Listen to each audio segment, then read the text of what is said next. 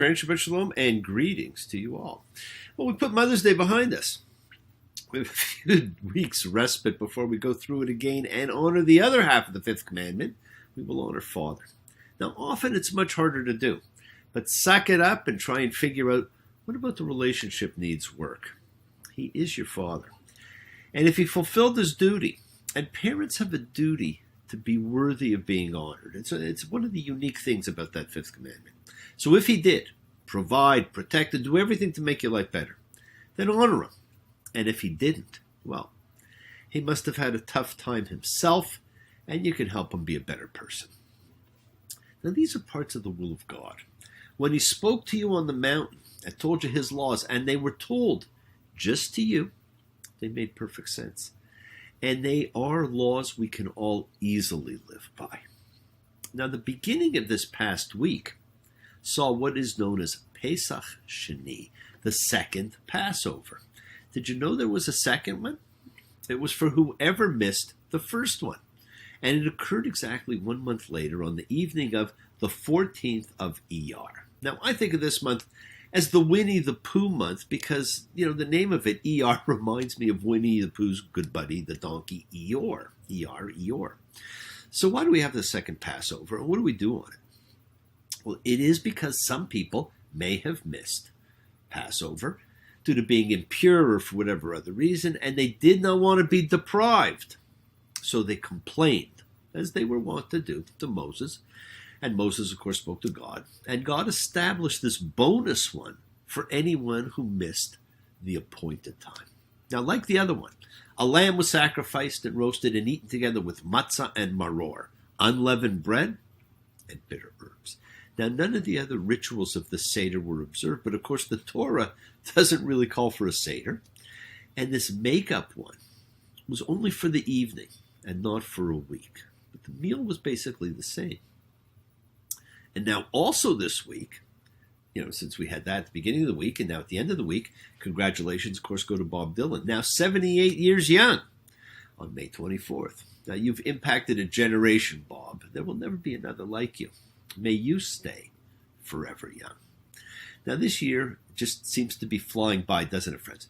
We're almost 2/3 of the way through the Torah, and this week's another of the leap year double parshas being split in half. So we only read the first of the two. And so where you would normally be at the very end of Leviticus, you're now at the second last reading of the book of priestly instruction. Hey, you made it. Congratulations. You have survived the how-to sacrifice manual.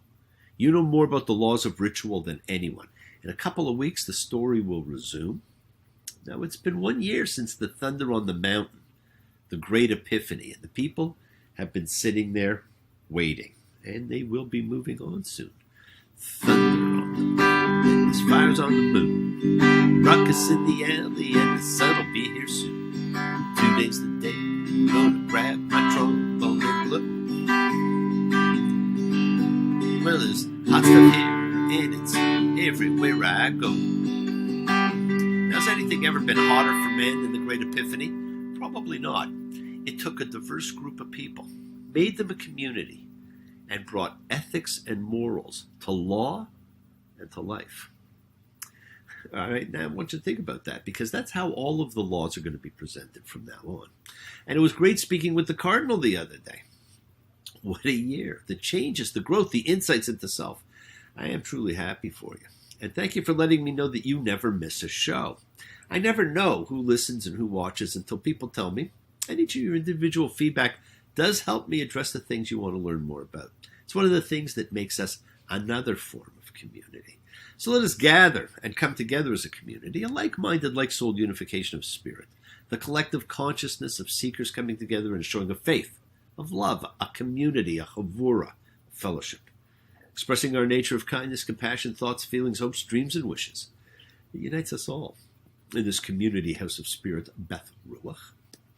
So once again, please do go ahead. Invite everybody you know, physically, psychically, emotionally, or spiritually, to come gather and share from Psalm 133, the Hine Matov. Come together. Hine Matov. Shevet Achim Gam Hine Matov.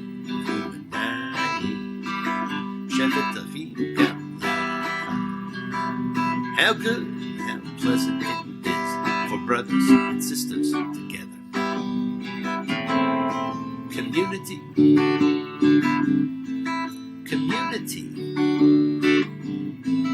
community, together. And we need to be all together, my friends, brothers and sisters, all of us together. It's as a community that we come together, we spread love, goodwill, and fellowship to the world. Remember, friends, this is your sending out of some of the goodwill that we all generate. We all do generate goodwill. And we send it out to the universe where it will do the most good. Now, as we send out goodwill and love, let's take a moment to invoke healing and renewal for everyone everywhere. For everybody you know, for the souls and the spirits of everyone you know or ever knew. So think of whoever that needs healing and renewal and love, or just plain goodwill. Focus on them. Call their names. It's not just for people. It's for our pets, for the earth. It's the healing of the earth, the fixing of the world, the tikkun olam. That's part of our spiritual genetic makeup. For Yossi, for Kim, for Johnny and Bobby, for Ben, for Morgan, Minerva, for Hallie, who has a big day coming, and for the bee. And of course, renewal for all of you, because you need renewal too. Friends, it is the kindness, healing wishes, goodwill, and love that we all send out that circles the world, finding those in need. So thank you, each of you, for all you do, for all you care, because the world is a world of spirit, and spirit, my friends, never dies.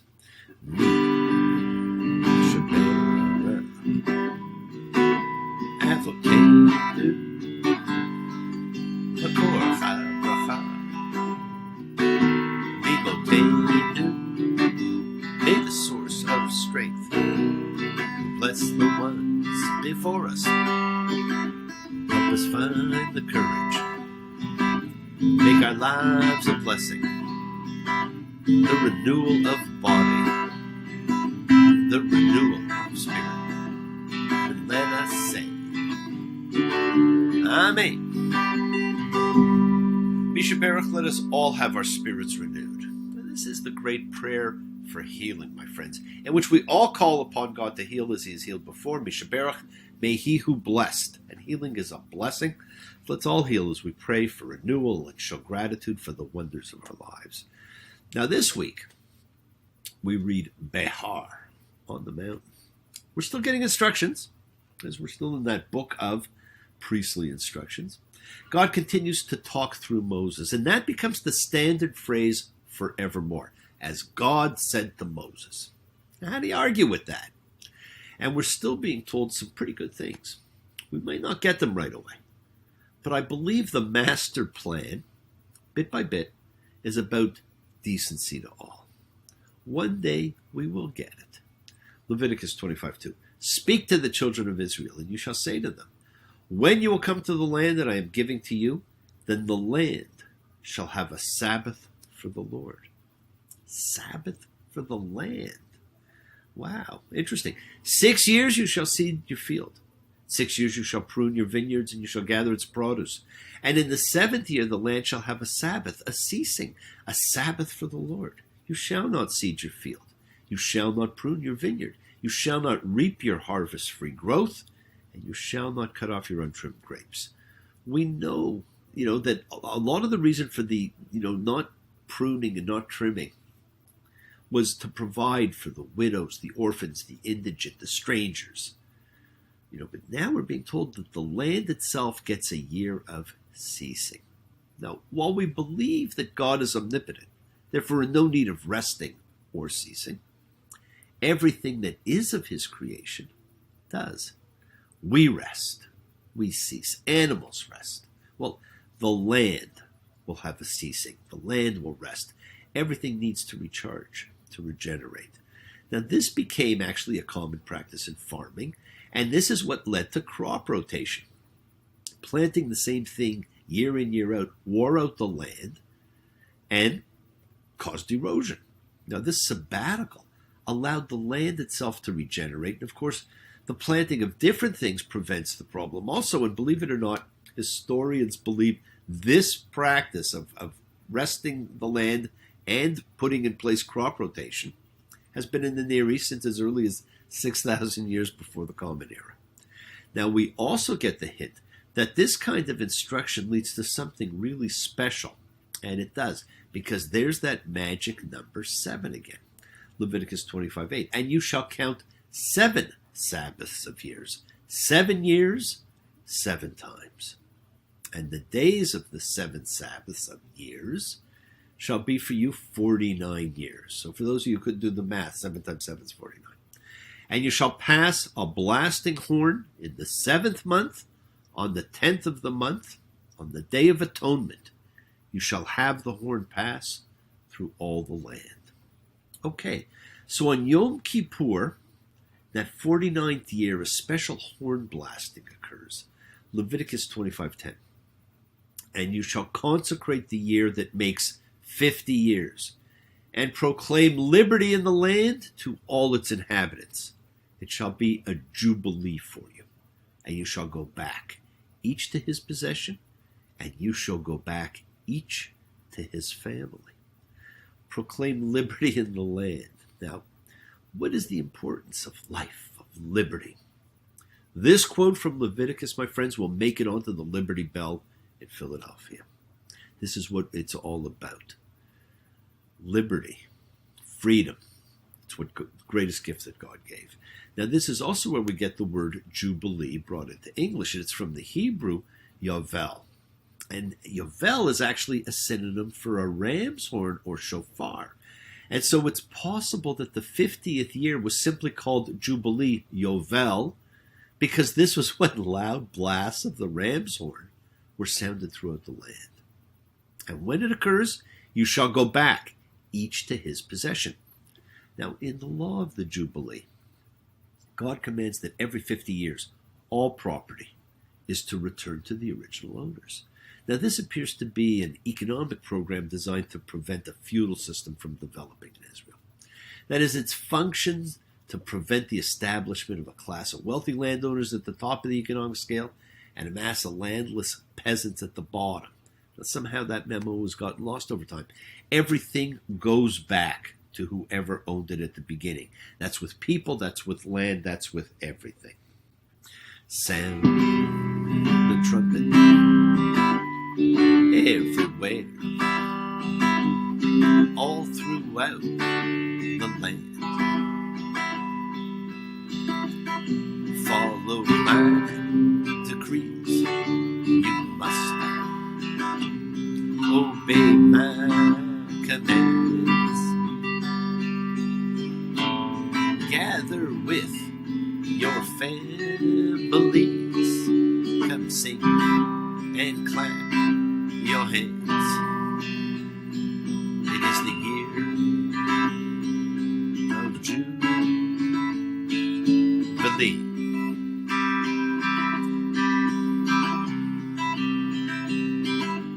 It is the year of Jubilee, when the lame shall walk and the blind shall see, when the Lord sets the captives free. It is the year of Jubilee.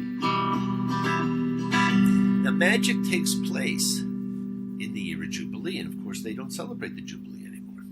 Now, every Israelite is going to be apportioned some land, and that's going to be described in the books of Numbers and subsequently in Joshua.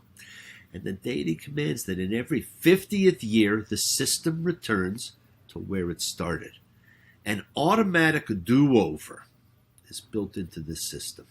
If an Israelite has lost his ancestral land as a result of debt or calamity, he regains ownership of it in the Jubilee year. Land, my friends, is unalienable in the Bible. Individuals can suffer difficult times, and it's anticipated that they will. But there is a divinely decreed limit to their loss. And the nation as a whole can never degenerate into a two-tiered system of the very rich and the very poor. It's designed to prevent it. Friends, we are just caretakers. It's all we are. And I'm not so sure that we've done a very good job, and we may get fired for the lousy job we've done. Leviticus 25:23. The land shall not be sold permanently, because the land is mine, because you are aliens and visitors with me. The land is God's. We are just caretakers. We are just sojourners here. And so whatever was apportioned to us goes back to us every 50 years. Ethics permeates. There's an obligation to take care for life on earth, and there's an obligation to care for your brethren when they are down. You have to help. It's the law. Now, unfortunately, part of the problem is we keep changing the definition of brethren. And the Parsha ends, Leviticus 26:2, you shall observe my Sabbaths and fear my sanctuary. I am the Lord. Now notice the two parts. Observe my Sabbaths, fear my sanctuary. What is the reason for mentioning these two here together? Sabbaths, sanctuary. This pronouncement, my friends, brings together the sanctification of time and the sanctification of space. And you hear me talk about that a lot. The Sabbath is the most sacred time. The sanctuary, meaning first the tabernacle and later the temple, the temple, and now your heart, is the most sacred space. This dual command, therefore, embraces everything about God. Yes, my friends, the world is sacred. So is everything in it. Express your gratitude, light a candle, make a wish, celebrate your life and the lives of those you love. Share your feelings with them. Live free, be free, honor your freedom. Be well, be happy, be blessed. Share and honor the light, and all who live in the light and continue to shine. Continue to send everybody you know goodwill and love. Pray for peace and freedom for everyone. And end to terror and hatred. Remember, friends, we are a community. We learn together, we celebrate each other, we love each other. We share this ride together, men and women equally. Let's send out love, not fear. Send out peace, harmony, goodwill, and healing to all who need it. And please do learn to forgive and learn to love, including yourself. Open your hearts and honor the relationships of your life. Tell those you love that you love them. Take advantage of the time you have and enjoy the journey. We take the twists and turns and the patterns that weave through the fabric of our lives in our effort to grow, to learn, to be, to love. So please do love. Now, bless you all. Have a fantastic week, a week of love and light, a week of peace, a week of miracles. Now, remember your intentions. Use them to imprint your will on the universe, because we set in motion all that happens in our lives. Our intention, our Kavana, our cause, our effect, everything is linked. Now, as I've said, you always have time to forgive and to be forgiven. You have the knowledge of what is good and what's bad. So acknowledge what you've done wrong to yourself, to God, and to any person you've wronged, and ask forgiveness. But do so with sincerity, with accountability, and with vulnerability. Forgive those who've hurt you. You shall learn to be forgiving and compassionate, because the secret of forgiveness, compassion, peace, my friends, is in acceptance. Can you accept yourself, other people in the world as they are? Can you accept life as it is without trying to control it? If you do, you can experience the peace that acceptance brings. So do not stop your journey, and keep on dreaming. Keep on being. Keep sharing. Keep shining. Keep teaching. Keep spreading joy and goodwill. Do not follow fear, my friends. Follow love. It's always in front of you. And remember to have faith, an unwavering adherence to principle. Just as I have faith in the principle of love in all of you, please act with purity of heart and mind. Despise none, defraud none, hate none. Cherish all, honor every child of God, every creature of the earth. May all people know peace in this year, and may you nurture kindness and love everywhere you go. So work to be present in the body, expand the heart, quiet the mind, because the deepest source of real power lies in consciousness and your ability to be mindful, to be aware, to be present in all of life's circumstances. Make the most of your time in this life. Continue to touch and transform the lives around you, because you were never alone. You are forever blessed and have the ability to bring blessings to everybody you meet, health, love, and renewal to everybody you come across. We're all energy, and energy cannot be destroyed. It can only be transformed. Friends, your words are your power to transform, to love, to bless. So be generous. Bless others, bless yourself.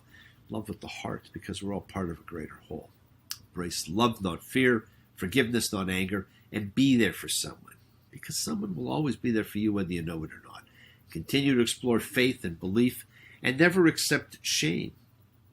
It's not a natural state. Whatever you feel, others have felt. Whatever you have experienced, others have too. We share together, we learn together, and we keep each other company. We keep each other comfortable. We are each of us trying to find love and acceptance and support.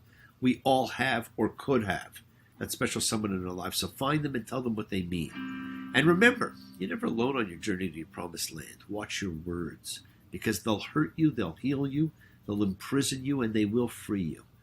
think about the people you need to forgive and those you need to ask forgiveness of. Forgiveness comes from acceptance, and that brings peace. And peace, my friends, will last forever. So enjoy the week. Continue to imprint your will upon the universe. And remember, you made it through the book of instruction for the priesthood, the driest of the 5 books of Moses. If you can do that, you can do anything. And if that does not aid you, nothing will. Remember, you are blessed, and you bring blessings to all because you are holy. May God bless and keep you always. May your wishes all come true. May you always do for others and let others do for you. May you build the ladder to the stars and climb on every road. May you stay forever young. Forever young. Forever young. May you stay forever young. May you stay forever young, my friends, all of you. Happy birthday, Bob. Shabbat Shalom. Blessings to you all, and I will see you all real soon. You take care. Bye. Thanks.